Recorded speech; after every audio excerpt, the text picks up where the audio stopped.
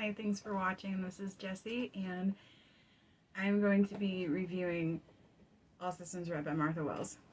So, I picked this up, I think it was at Goodwill, because I got book 1. I thought I got book 2, but it's actually book 5. I gotta say, I picked this up out of peer pressure, because I've heard so many people talking about it, and it sounds so good, but then when I read the back of it, I'm like, when do I ever read anything about robots? Ever? When does that sound appealing to me? And it doesn't. But then I picked it up, on the last day of 2021, I picked it up and started reading it. I couldn't put it down. I absolutely loved reading in the robot's point of view, or the sec unit, the Murderbot. He calls himself Murderbot because of a situation where he had ended up glitching out and killing 37 people or something. But it's such a good book. So you have this sec unit, which is it's a robot but with organic parts, and you also have humans that are not augmented with techie parts, and then you have augmented humans which are they have techie parts. I'm not really sure what to call it, but he is a robot, and he's got some organic parts to him. And I guess there's a debate, and it doesn't really go too much into the debate, but there is a debate on whether or not these are sentient beings, I guess, and not just programmed entities.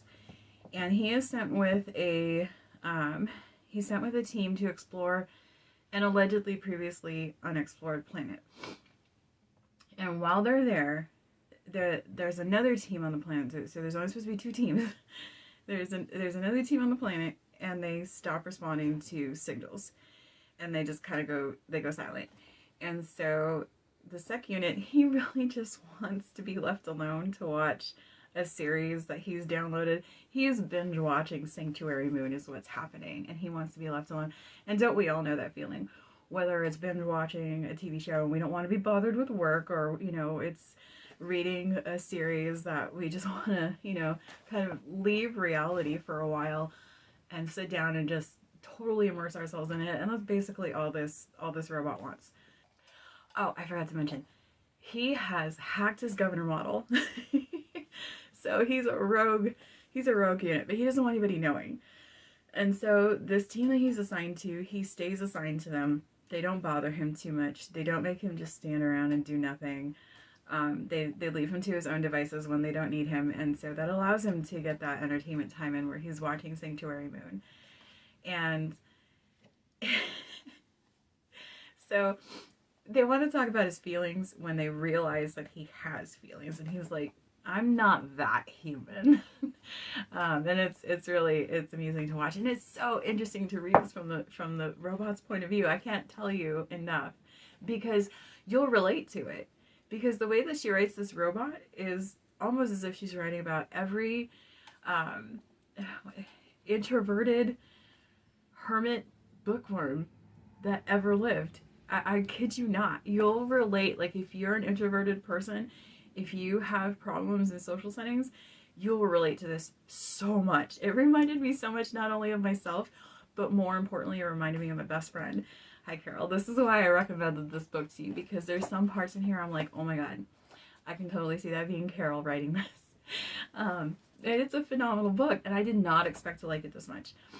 So he leaves with the team to go check on the other team, and I'm not gonna give you too many spoilers. And then the adventure comes,